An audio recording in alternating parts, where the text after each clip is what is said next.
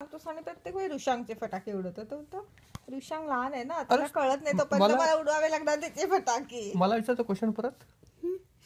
कुठला? काय विचारला हिला क्वेश्चन?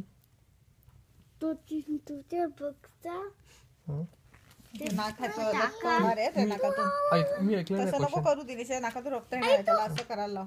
अरुष असं पकडून राहा 10 मिनिटं. नाही ते काहीतरी गेलंय ना. नाही मला लाल वाटलं. मला तो क्वेश्चन विचार परत. हो ना.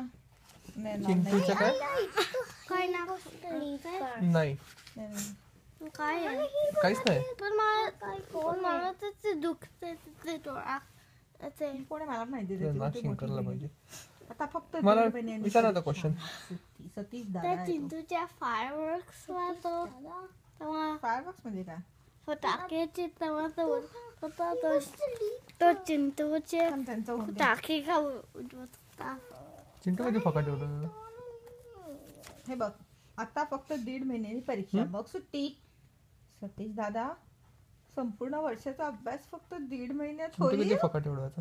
हा म्हणजे त्याने अजिबात अभ्यास केला नाहीये. तुम्ही रोज करता की नाही? त्यांनी रोज केला नाही तर आता शेवटी आता हो 1.5 महिन्यात पैसे आले, पटकन अभ्यास